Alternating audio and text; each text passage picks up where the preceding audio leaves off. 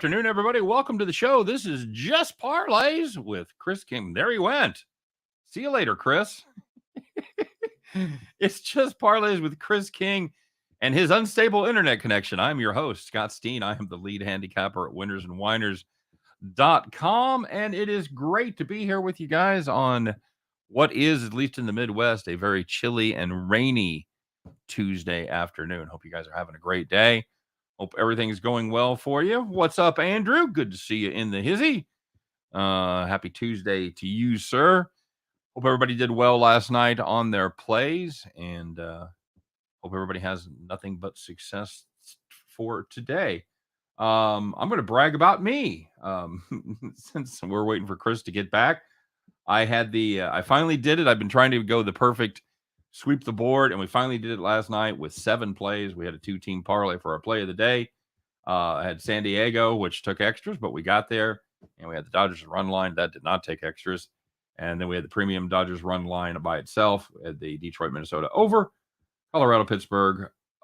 We had Pittsburgh, and we had Boston -6.5. Those all cashed, and Scott and I on the farm had the team total over 4.5 for the Chicago Cubs. So Chris just sent me a text that his modem is rebooting. Hey, so yeah, my dog's happy to be here. Dog walking by in his raincoat, beautiful. You know, I can't really fault him for barking at a dog that's wearing a raincoat. Hey, knock it off. Thank you very much. So I know Chris hit a big parlay last night. I'm going to let him tell you all about it. But in the meantime, I want to remind you guys, of course, to like and subscribe. Smash that thumbs up. We appreciate the effort. Let's our bosses know that you're digging what we're doing. We appreciate that. And of course, if you haven't subscribed already to our YouTube channels, please take care of that. YouTube Whiners and Whiners, and the YouTube channel of the Max Wagers Network. Here he comes. And speaking of the Max Wagers Network, great lineup each and every day. It's a noon. It's Midday Money with Sean Higgs. 1 o'clock, Allie Burns giving you Morning Wood. Chris and I are usually both of us are here.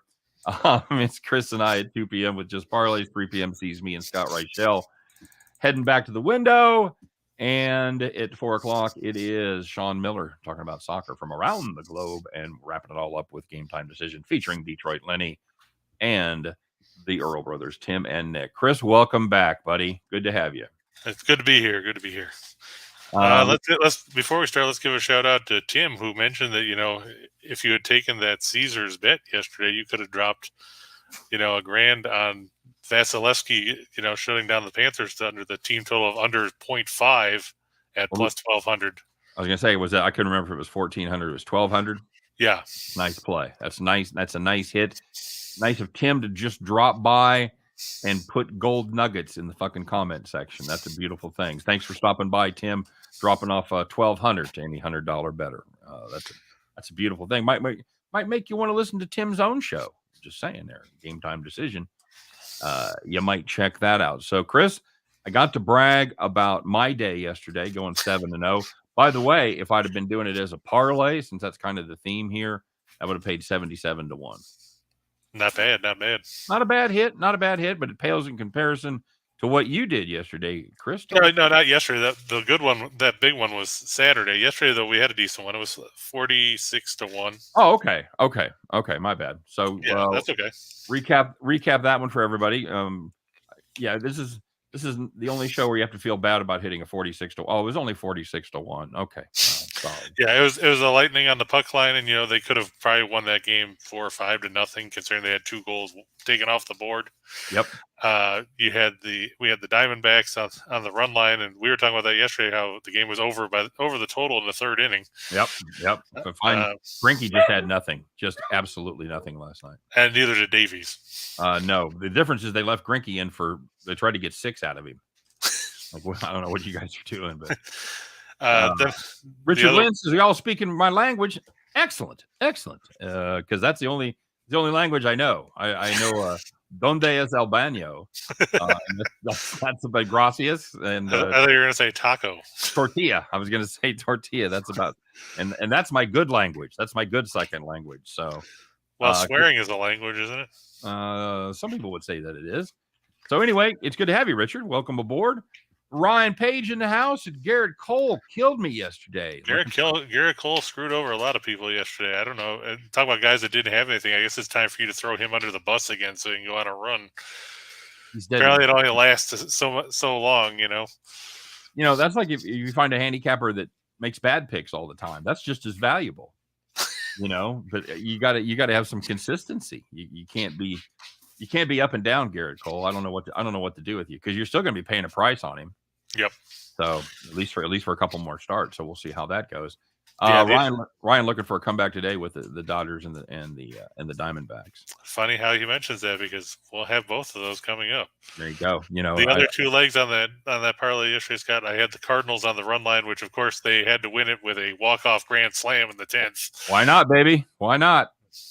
And then the last one was I took the Braves and Phillies to go over 8 because Philadelphia averages like a total of 10 runs on the road, and the Braves are giving up a crap load at home. So turned out to, pan out all right.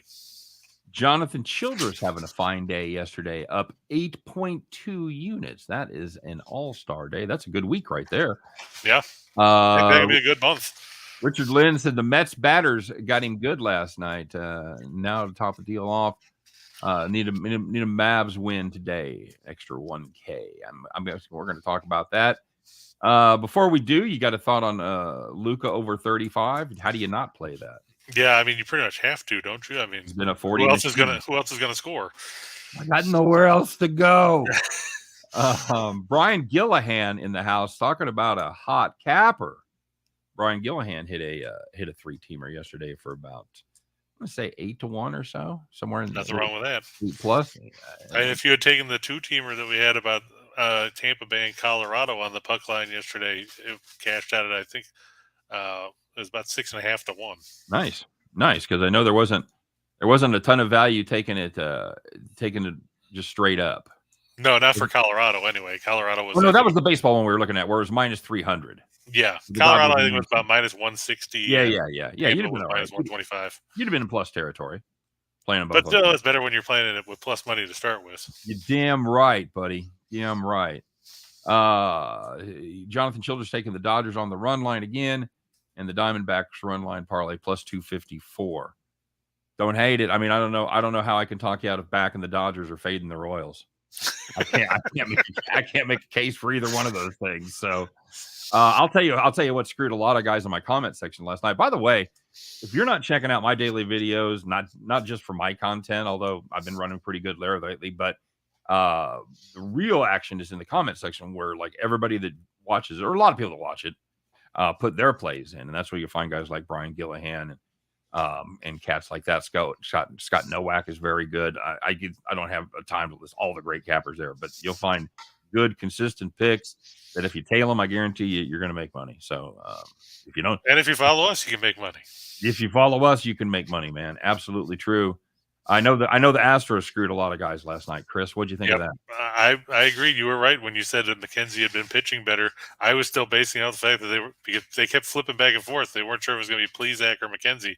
Right. Plesac's going tonight, so guess what? I'm fading the Guardians. I don't blame you. I don't blame you, buddy. Get right back on that train. Yeah.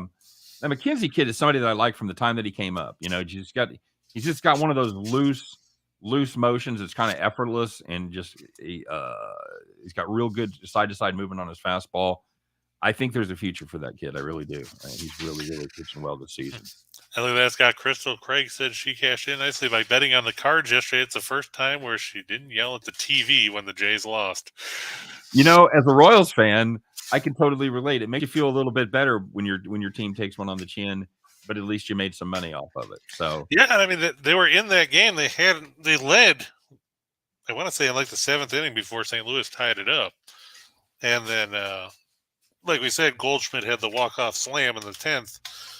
So it was still a decent game. I think that Toronto's going to get the upper hand tonight, though, with Jordan Hicks going for the Cards. A lot different matchup for sure.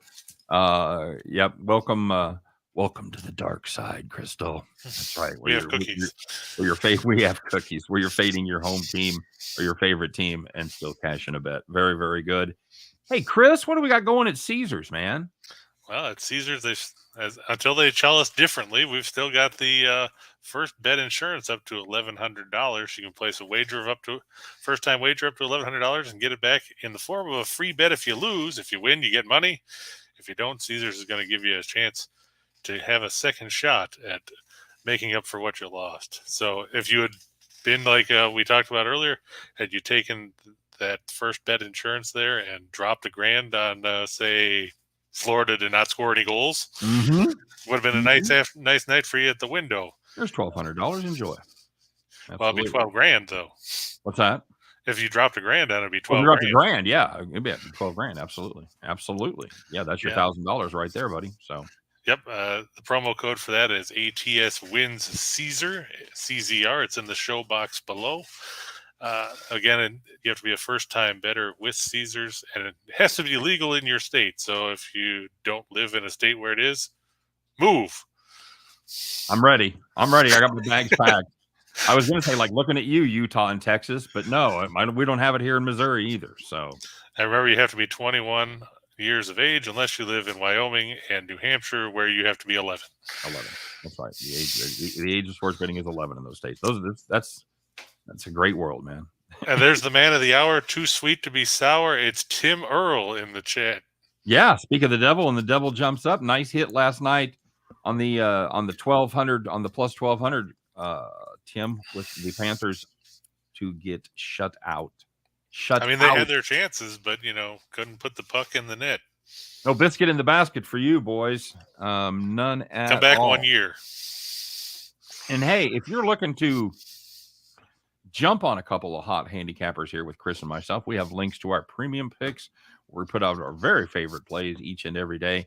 You can find those links in the description of this video. Chris, I think I've covered all the nuts and bolts. I begged with him and pleaded with him to like and subscribe. Should we tell that even Reichel had a hit yesterday? Reichel posted a nice parlay hit that he had on a $100 parlay that paid. What did it pay, Chris? $18.68. $18.68. So 18 something. So just in case you don't have time to stop by and watch Scott and I's show, I can tell you, because he'll certainly mention it 18 or 20 times. I think he's already tweeted it about 50 times. He's a happy man for sure. He had the Avs. He had to win in regulation. He had the Avs. He had the Lightning puck line. He had the Dodgers run line, and he had the first half in the Cubs. So there you go. Nice little payoff for my partner in crime, Mr. Reichel. Yep, we said it'll cover his bar tab in Vegas. Yeah, I would say it was a great day for the three of us yesterday. Yep. That was a fine day. Now take note that probably won't carry over when we do the NASCAR show Friday, but I don't know. We take what we can get. That's right. Take when you can get them. So yeah, we'll be back talking about the Coca-Cola 600. We might talk about the Indy 500 a little bit even. So not on that race, but maybe we'll drop some Indy 500 stuff in there too. Yeah, why not? Why not? It's a racing show, right? Yeah, there you go. So what have we got for today, buddy? You got some fine picks you're ready to share with the class? Sure, and we'll start with look at that. It's the Arizona Diamondbacks and the Royals. Wow. We got some real soothsayers there in the comments section. Yeah, I know. Can you believe it? Hey, how about those Royals, buddy? They started off good yesterday. They had 3 homers in the first inning. Yep, that doesn't matter. Any other team you think, yeah, that's a rock solid win, but no, not so much. Yeah, like you said, Greinke had nothing, Davies had nothing, but at least the Diamondbacks were smart enough to get Davies out in the 4th inning. Yeah, that's exactly right. You're like, what's Zach still doing out there? I don't understand. I mean, was Matheny just trying to see if maybe he's like Greg the Hammer Valentine, and it takes him 15 minutes to warm up? I don't know, man. I don't know. I can't explain it. I can't explain Mike Matheny. I was surprised here last couple of seasons that he'd been better than I thought he was going to be, but he has been dreadful this year. Just dreadful. Yeah, Tim says he can't believe that the Diamondbacks are minus 195. Neither can anybody else. Yeah, you could have got him. What we get him last night at minus 115 or so? Yeah. But I mean, you look at the pitching matchup, and it's Heasley, who I thought was going to start over the weekend, and they started Singer against Zach Gallen. we know that Gallen has pitched very well for the Diamondbacks this year. Yep, Another ex-Marlin doing good. Yep, absolutely true. And Heasley, 7 walks and 2 strikeouts, 8 1/3. Scott, you got a scouting report on him? Other than can't find the strike zone. I think you just about summed it up right there. In his 2-year career, he got a cup of coffee last year, 14 2/3, and he's pitched 23 innings total, 10 walks. That just tells the story pretty much. 23 hits, 23 innings. That's not ideal, but giving up 10 walks, that's a walk every 4 innings or so. That's not good. Yeah, that's a walk every 2 innings, 2 1/3. That'd be a walk every 2 1/3. Oh, yeah, I'm sorry. Yeah. Sorry, divided the other way. Sorry, that's bad. Okay. About every 2 2/3, something like that. So yeah, not good. 5.84 WHIP. He is below average ERA plus at 95. He's just he's a body at this point. I mean, I think the Royals are pretty close to about writing it off and getting a look at some of the young guys like Heasley. Would you rather have Heasley or Bubic starting? I'd probably rather have Heasley. Okay. I think we've got a pretty good body of work on Bubic about what he can and can't do. So I'd rather see Heasley in this spot. But, this is mainly not necessarily a fade of a slightly below average pitcher for the Royals. It's mainly a backing of Gallen at this point. Yeah. And a Royals bullpen that has just been a fucking gas can. So it might have gone beyond a gas can to an entire, underground tank of gas. They're not good. They're just not good. Yeah, you looked at the bottom there. The Royals 1-6 in their last 7 against teams with a losing record. 0-6 in their last 6 after giving up 5 or more. 0-5 in the last 5 overall. Yeah, none of that really. They're just a bad baseball team playing bad baseball right now. So I don't have much to say about this team. Unfortunately, they're starting to. Bobby Witt Jr. is starting to break out a little bit. He's starting to hit a little. We're seeing some of the young guys. Isbell hasn't been great. Hunter Dozier, who is an albatross of a contract around him, at least he's hitting. He's hitting some home runs. He's hitting about 270 on the season. That's fantastic. You're an all-star if that's what you're doing with the Royals right now. So, what about Melendez? What do you make of him? I like this kid. He's a good catcher, and he's got some pop. And I would like to see him on the field. I would like to see something happen at first base. Maybe turn Sal into a first baseman. Something like that. I need to see Melendez and Perez in the lineup at the same time. So whether if you got to take a DH spot for that, which you do at this point, that's not a bad thing. But anybody that has pop like that, anybody that hits home runs, give them to me. Let me see them. So are you ready to give up on the black magic woman of Carlos Santana? Yes. Hitting he had a home run the other night, but he's still hitting $120 or whatever. He's up to $163 now. No, he is not. Is he? Yes, really? He is. That's what Baseball Reference says. Dude, he was literally in the 20s over the weekend. Well, he's got 20 walks and 16 strikeouts. Okay. But his OPS is 72. No. OPS plus, I should say. Okay, that's not ideal. Which is better than Adalberto Mondesi's OPS plus of 3 before he got hurt. Yeah, and then he's done for the year. So, or probably not the year, but yeah. That's depressing. But yeah, Santana needs to go. Yeah, Santana. Yeah, he had 3 hits yesterday. Yeah. So that boosted his average from 140 to 163. Yeah, and I know that. And he was literally. The number I had in my head was 114, but I know he was at least in the 120s.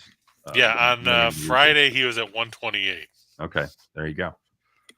So you're on the money there. Long story short, Royals suck. Diamondbacks playing surprisingly good baseball, skirting right around 500. If two surprising teams here. One of them surprisingly good, one of them surprisingly bad. I expected these records about to be inverted. And Tim asks, will Kansas City trade Salvador Perez? No. Okay, there you go. Untouchable. That's probably, I'd say literally, other than Bobby Witt Jr., probably Melendez, some of the younger guys like that. But Perez is the only veteran that's untouchable. So you would trade Benintendi? Oh yeah. That's exactly a trade piece. We've got outfield. He's hitting 329. I know he's having a great season. That's why there's value on him.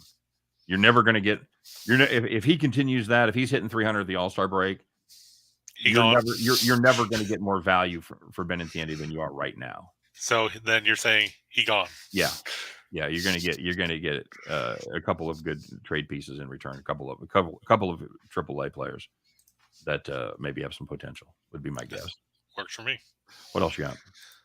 Well, we got the Dodgers. Amazing how these people, they were tuned right in. It's like they stole my slides. I could just save us time. Nationals are terrible. Dodgers are really good. You should bet on the Dodgers. Yeah, the other way I was looking at this too is I expect this one to end up over the number because Buehler, you look at that and it says, okay, he's got a 2.89 ERA and all that, and that's all well and good. But you look at some of the peripherals and they're not as good as they were before. Right. His FIP is 318. His WHIP is 122, which is a career worst for him. Right. Outside of when he was a rookie, when he made 8 relief appearances, but nobody cares about that. And we know the Nationals are bad. Yeah. Like you said. So, we saw the Dodgers put 10 up yesterday. They could go over the total by themselves. Well, and this is a great example. You kind of alluded to it. This is a great example why you need to delve deeper into your pitcher stats than ERA. Because if you look at these two pitchers, 2.89 ERA, 4.36 ERA, a lot of disparity there. But if you look at their whips, 1.22, 1.26. So what they've done has been very similar as far as some of the peripherals go. So yeah, and you have to think that Buehler's going to be due for some sort of regression because if you look. He's given up a 250 average against compared to 199 last year, 178 in 2020. His home run rate's down to 1.6%, which is lower than what it was last year and the year before, but his hard hit percentage has gone up. So you have to think he's going to regress at some point, whether that hit comes today or, 2 starts down the road. You're laying out the case for the Nationals then? No, I'm laying out the case for the over. Okay. Well, you might want to stop talking about how Buehler sucks. Well, it's not so much he sucks. I'm just saying that, So you're playing the over here, not the Dodgers. But you've got. Well, no, I'm saying that you could go the route of playing the over if you wanted to, if you didn't want to lay any juice with the run line or the money line. All right, I got you now. It's like an alternative option. All right, very good. So you're saying the Dodgers are going to score a ton, and the Nationals might break through for 3 or 4. Right. Okay, that's solid. I think the total is 8.5 for that game. Last I checked.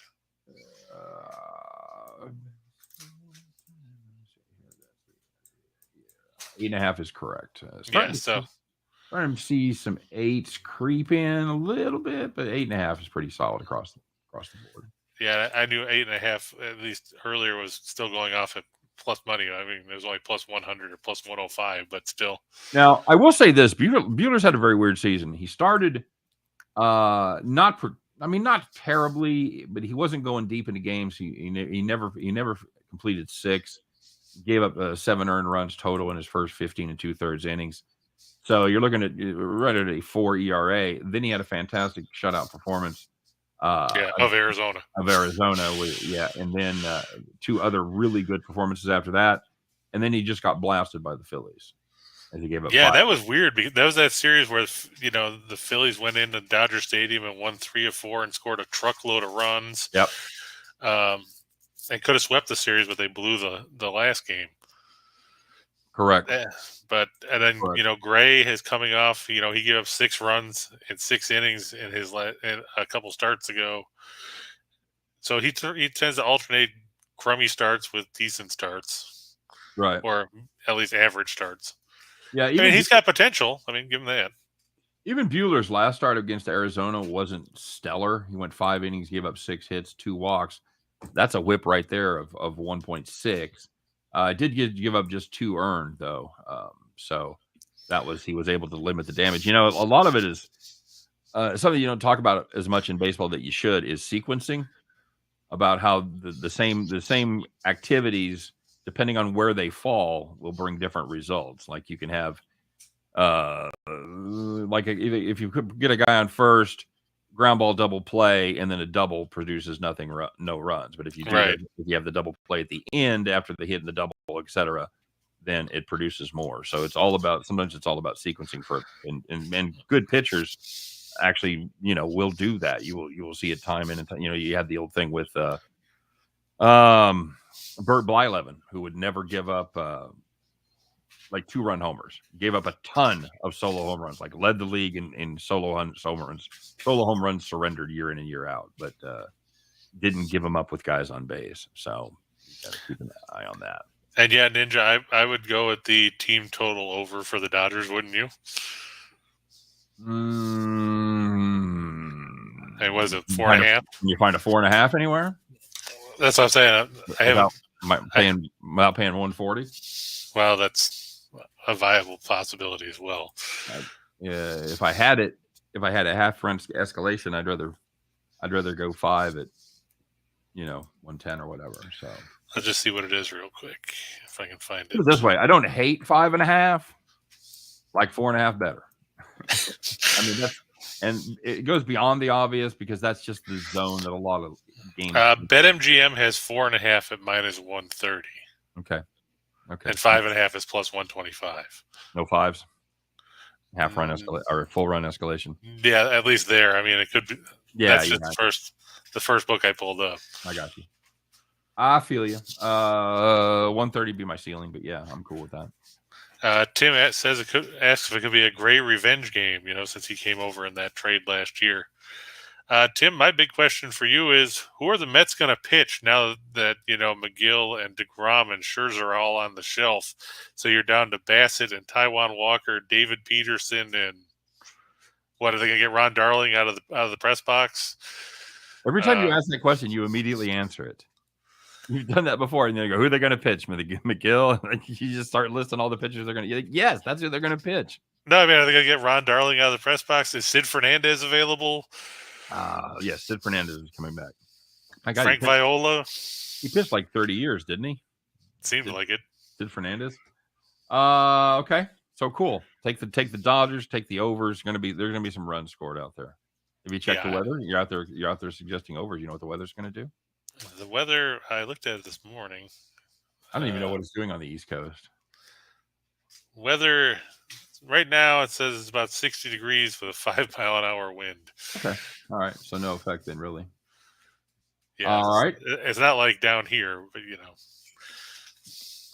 I guess, not everybody is going to have, 80s and 90s and where it gets ridiculously humid. Well, not in May. Oh, Tim said they're calling up Nolan Ryan. Hey, why not?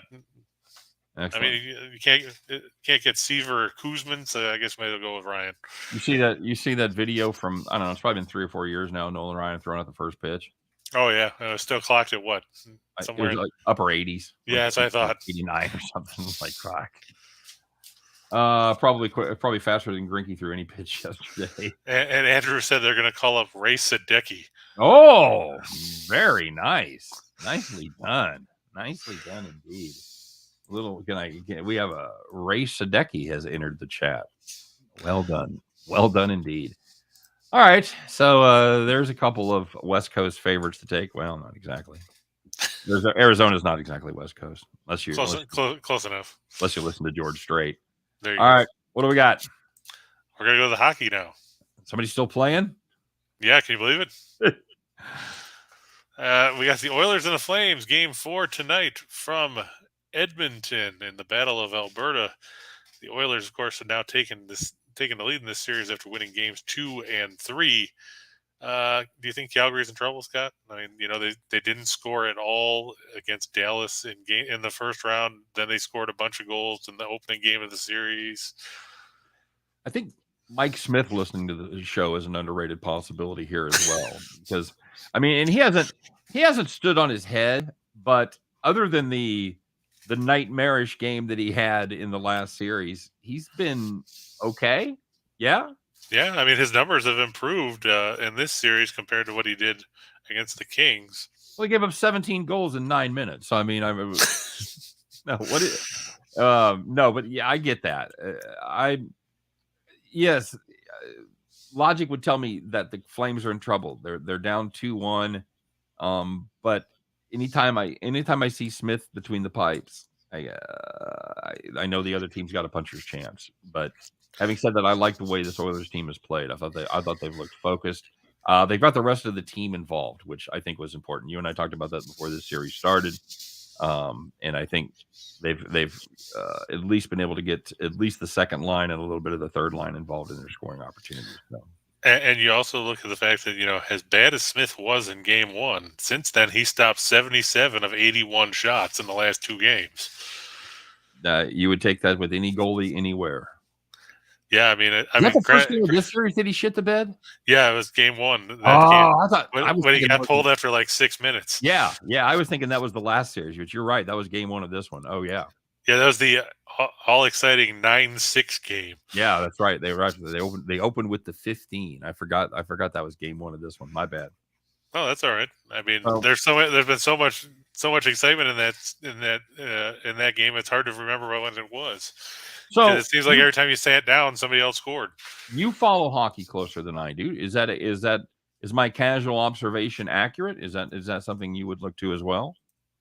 As far as getting other players involved besides. Oh yeah, I mean, you can't just be a one-line team in the playoffs, because especially if you're on the road, because then the home team gets the last line change, and they'll stick out somebody who's going to beat the crap out of your top line.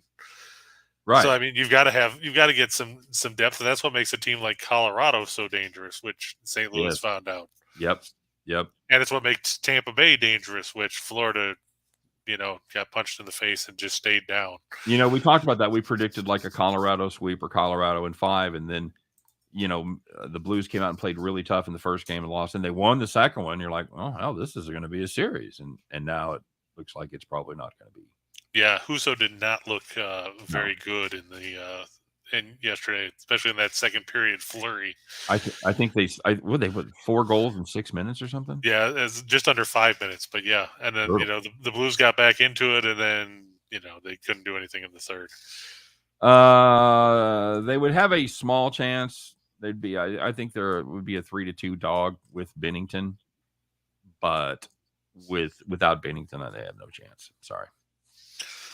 Make your case here for this one, buddy. Look at that. I'm looking at the Flames being 7-21 in their last 28 as an underdog in the playoffs. That's not good.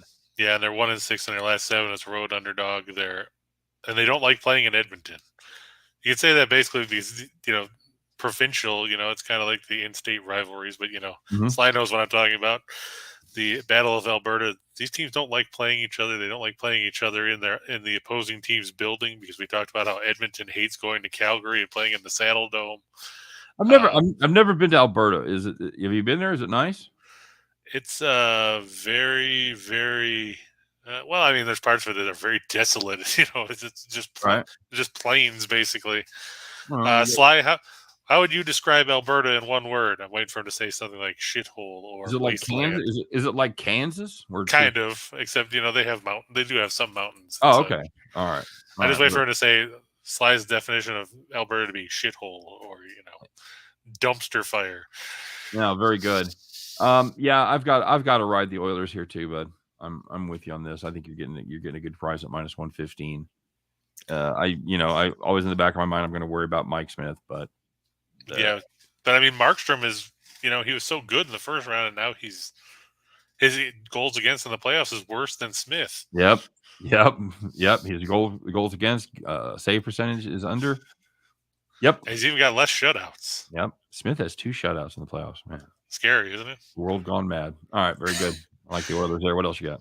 Got the Rangers and the Hurricanes at Madison Square Garden. See, Reichel leaves town and the Rangers win. Mm-hmm. So the Carolina still had 2-1 in the series, but the weird thing, Carolina 6-0 at home in the playoffs, 0-4 on the road. Yeah, not good. So Shesterkin 5-2-2, 295 goals against. So he's been better after struggling against Pittsburgh in the early part of that series in the opening round. And Antti Raanta still plugging away for the Hurricanes. Everybody was all excited about Frederik Andersen when they signed him. He left Toronto. They're like, yeah, now we got Frederik Andersen. Now he's going to do something. And then he gets hurt. Right. So, you're paying a lot of money for a guy to sit on the bench in that case.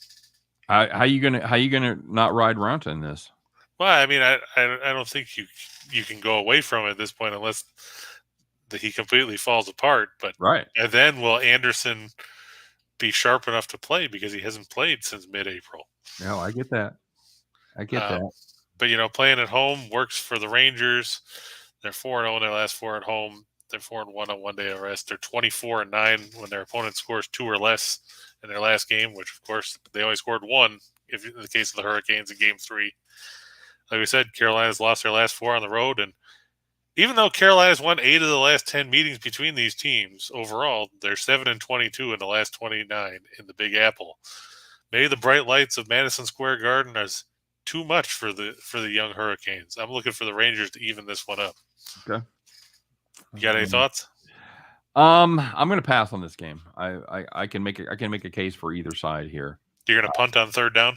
I am going to punt. I'm going to punt on 4th down, but I might have run a conservative running play up the middle on 3rd down. But I like the way this Hurricanes team is playing. I've really been impressed with the way Raanta's played in goal, but you can't argue with the fact this team has been 2 different teams home and away. So Rangers certainly capable of playing good hockey.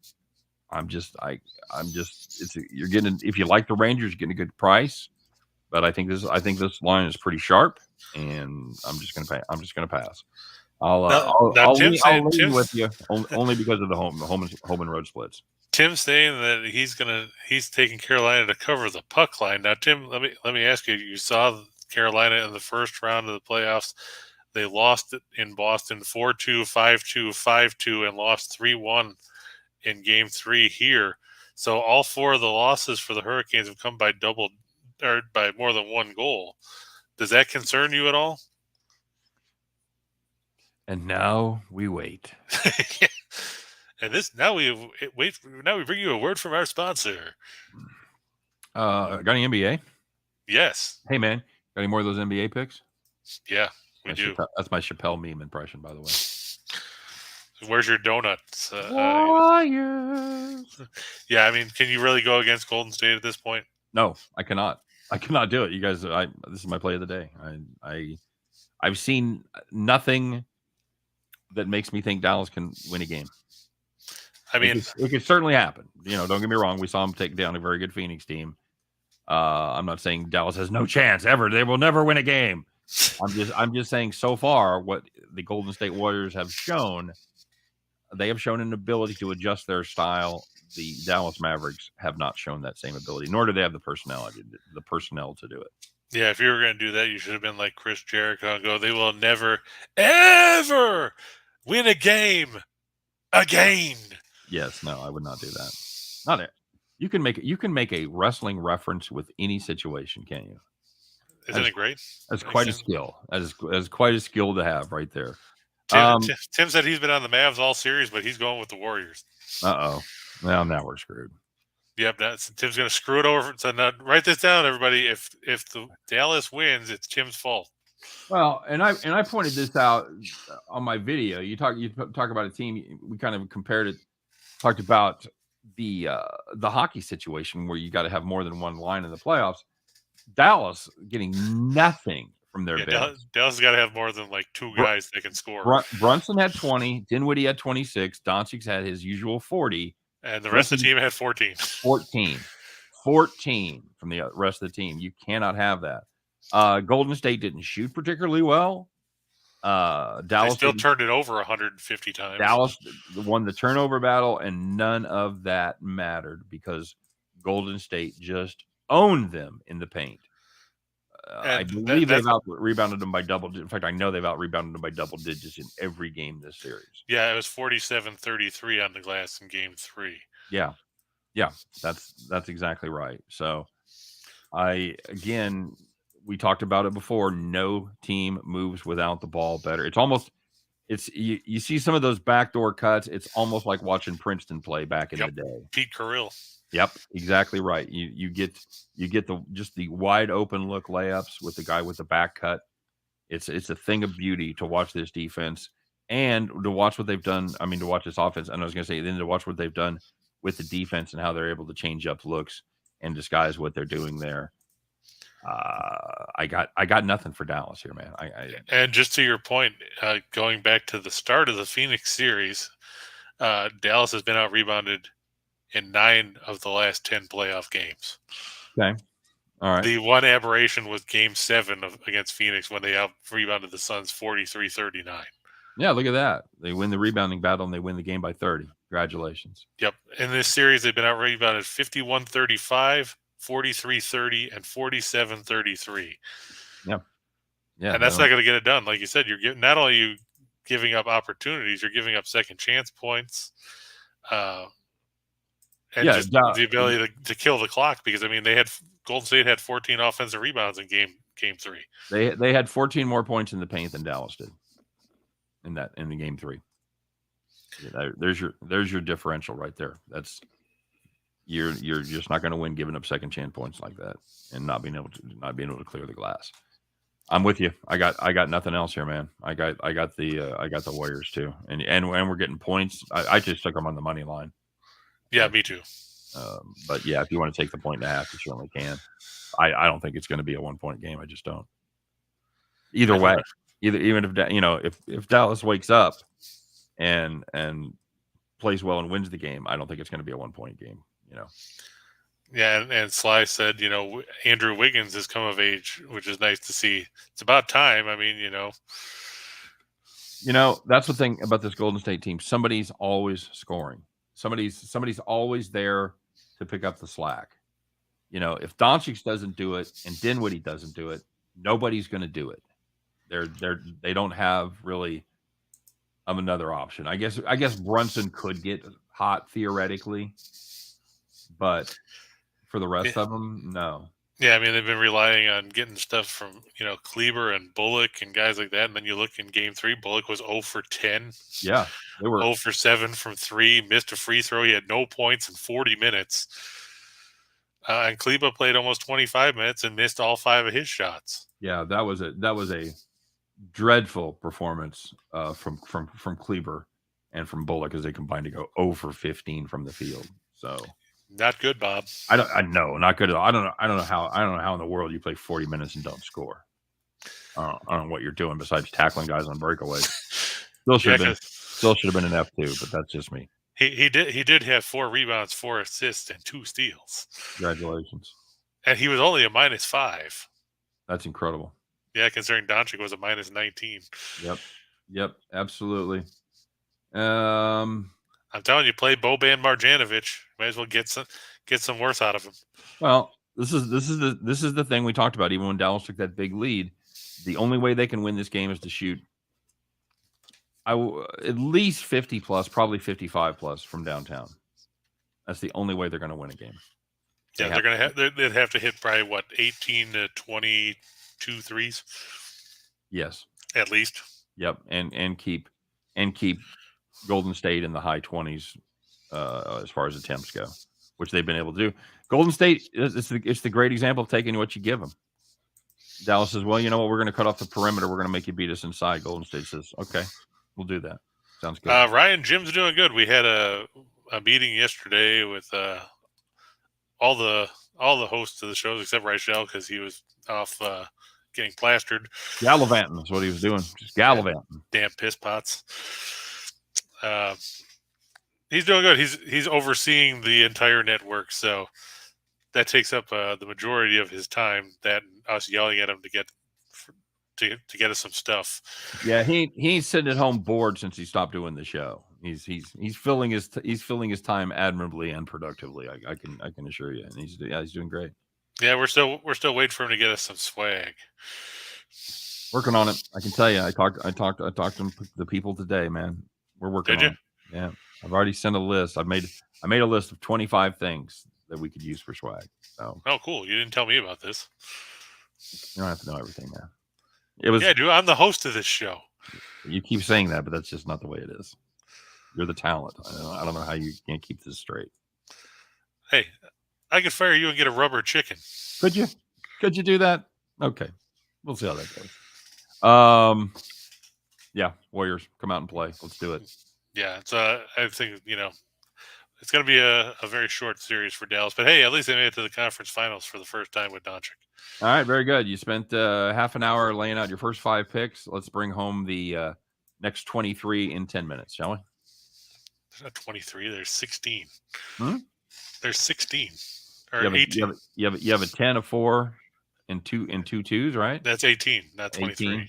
What was I thinking? Oh, I was thinking there was a 6 in there. Okay. No, that's all the crap I have to send out via email. All right. So to recap, Dodgers and Diamondbacks. Very good. Warriors and Oilers. Yeah, see, that was easy. I don't have to recap anything. We already talked about it. Now, do you recommend when you're sending out these plays and your premium plays, do you recommend people playing one way or the other? Do you recommend them playing the puck line or the run line versus the money line? It depends. I mean, in the case of like the Dodgers and stuff, I would recommend the run line. Okay. With the Warriors, like you said, you probably don't need the points. No. And with the Oilers, if you don't want to be gambling on the fact that you might need an empty net goal. So playing the money line there isn't bad because it's only minus 115. So real quick, the way to figure out whether there's value in taking the points or not is to look at how many games end at exactly 1 point, and then you figure out the difference between the money line and the spread line, and you calculate that percentage. And if one percentage is greater than the other, then you know where your value is. There you go. Kind of how to do it in a nutshell there. Yep. We're here to educate you. Summarization. What's that? That was a good summarization. Thank you, man. I do what I can. It's my job as the host. Anyway, 4-teamer. Yep. We got I'm going to go with the Blue Jays over the Cards. Like I said, Gaussman is going against Hicks. We've talked about Hicks numerous times and his inability to go deep in games. And the Cardinals, their bullpen's going to be a little worn out now too after that extra inning game. Yachty should be fresh, though. Is he back from the bereavement list? Oh, I didn't even know he was on the. Did somebody pass close to him after? I saw he was put on it the other day. But Pujols is fresh. Because he pitched in a game earlier this year too. Yeah, Pujols can pitch. Absolutely. Get him in there. Giants over the Mets. Yeah, this one's interesting because it's Logan Webb against Bassett, but the Giants and Logan Webb's last 17 starts at Oracle Park are 17-0. Well, that's pretty good. Yeah, it's a pretty good stat. That's a trend, by God. So, I know the Mets had a good game last night. I'm just worried, I'm worried about their pitching for one because, like we said, Tim just said they're going to find arms. Well, it's not like you can just pick those up off the street or go down to Bob's house of body parts and just find some. Okay, very good. We've talked about you had to know taking the Giants over the Mets is gonna get Tim's fur in a band there. Well, I didn't know Tim was going to be here at the time. The Mets guy, man. Luke over. Hey, you're a Royals guy. You didn't get pissed off when I said the Royals were going to lose. No, I said jump on. Jump on the train. Yeah, we talked about Doncic already because who else is going to score? I mean, I think I've found out the Guardians' problem. They're playing in the NHL. Exactly. I forgot to change that because I had what did I have there? I had a shot prop there and I changed it. Everybody's got an excuse, man. It's all right. Yeah, this coming from the guy who does no research at all. Are you kidding me? I don't know who you're thinking of, but you're thinking of Reichel because that ain't. You don't do any research on this show. What are you talking about? On this show. What are you talking about? I don't do any research. You don't. What do you say? You don't do any of the slides. No, I don't do any slides. Doesn't mean I haven't researched every one of these fucking games. Not for this show. You did it for your own show. But I mean, it's still getting done. No, I'm not doing your PowerPoint. Congratulations, you've got 8th grade PowerPoint skills. I'm impressed. But no, I like the Astros over the Guardians. Valdez has pitched really well. Yeah. Coming in of late, and Plezak's going for the Guardians. It's Plezak. Yeah, so I guess they must have bumped Quantrill to tomorrow because probably because of that rain out. You're not worried about that price? I'm more interested in the run line because I don't think that Plezak can hold them in check. Huh. Okay. All right. And I guarantee you, I will be the first to admit there's a little recency bias because of just everybody getting smoked by the Astros yesterday. True, there is that. So, but I'm also looking Valdez at. has finally found his stroke a little bit. He's been very good lately. Yeah, So, he's got 5 quality starts in a row. Yep. He's been fantastic. Plesac kind of headed the wrong direction. He started much better than he's pitched lately. So, I mean, do you have any faith in Plesac? I mean, we talked about it. You'd rather see Dan Plesac pitch. Well, Plesac looked good against the Reds last time out, but his 3 starts before that, he'd been pretty much shite. So, yeah, I see that 7, 5, and 5. I just don't like that price, man. I've got this closer to 170. I just don't think there's. If you want to throw it in there as a parlay sweetener, I don't hate it. But I just have, I just don't have as much. I just don't love that price. It's like looking at a nice car. Like I'd like to have it. I'm just not willing to pay $80,000 for it. So and that's why you drive a 1987 Yugo. I do not. I've got an Audi, but still, I thought your wife drove the Audi. I got a Q7. I just bought a Q7. Oh, you did? Yeah. What'd you do with the? What'd you say it was again? A Tucson? Was that it? Yeah, my Tuscan. Tuscan. Okay. My Tucson. Yeah, they. I could. I knew a sunlight. I couldn't just remember what it was. I sold it outright. Did you? Yeah. I just you're gonna get screwed on a trade-in. So that's true. But having said that, that's the only one I don't like. So you're fine. Shot in the dark. Do it. Yeah, that's right. The Scott Steehn cover band. Available for bar mitzvahs and birthday parties. Always. Much reasonable prices, reasonable rates available. No offers refused. Not very many. No reasonable offers refused. I'm going to take the Rockies over the Pirates. As much as we bag on Kyle Freeland, he's better than the all-impressive TBD, which is who the Pirates currently had listed as of this morning. It's still TBD as of right now. Into the unknown. Could be Ronzi Contreras. Could be Mitch Keller. Could be Bob Walk. Whoever it is, they're going to be great. Could be Doug Drabeck. Kent Tekulve coming in from the bullpen. John Smiley. Very good. Take the Rockies. I made money on the Pittsburgh Pirates yesterday, though, but it was not. Yeah, but that was a low-scoring game. Remember, we said it was two lousy pitchers and 2 lousy offenses, and it ended up 2-1. Yep. Brewers over the Padres. Yeah, Corbin Burns and Blake Snell. Excellent. Yes, that's right, Smithers. Blake Snell was okay last time out. His first appearance in. He went an inning in 2/3, right? 9 years. 9 years. Hadn't pitched since the Nixon administration. When was he? Did he pitch at all last year? Yeah, he was 7-6. Oh, did he pitch that? I thought he got hurt earlier than that. Okay. I think he was hurt a couple times during the course of the year. Okay. All right. Yeah. He went 3 2/3. Okay, I thought it was listed. I thought he went 1 2/3. No, he 3. And I was wrong. He wasn't good. He was victimized by the long ball. He gave up 3 earned in 4 innings. So yeah, that's not good. 3 walks, 5 strikeouts. Yeah, I was just thinking of the strikeouts. I knew that he was striking some people out still. So. Oh, Marlo said John Smiley is not pitching for the Pirates. Okay, good to know. So it must be Bob Walker, Jim Gott. Remember when Jim Gott was pitching to was it Jim Gott? Yeah, was pitching to Tim Tuffle, which is literally God versus the devil. I always thought that was funny. It's Neil Heaton pitching. I loved him on How I Met Your Mother. He was very good. Very, very good. I remember when Neil Heaton pitched for the Expos. So, Burns, not having the Cy Young quality season that he had last year, but still very good. Was not great against Atlanta last time out. 7 hits in 6 innings, 4 earned. But you're saying that Pittsburgh is not quite the offensive juggernaut that Atlanta is? You mean San Diego? I mean San Diego, rather. Yeah. Well, I mean, if you look, that was Burns' worst start. Was that last outing? His ERA for the year is 2.26. Yep. Yep. And his WHIP is what 8.32. Very good.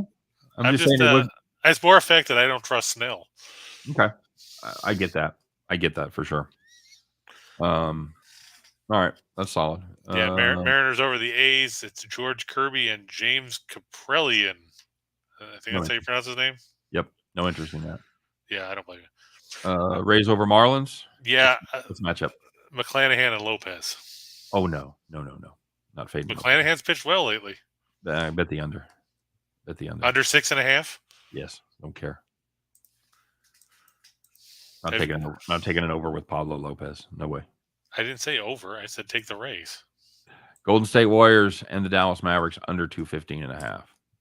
Yeah, I mean, look at the way Game 3 turned out. They got to 209, and they had to work to get there. Looney over 20.5 PRA.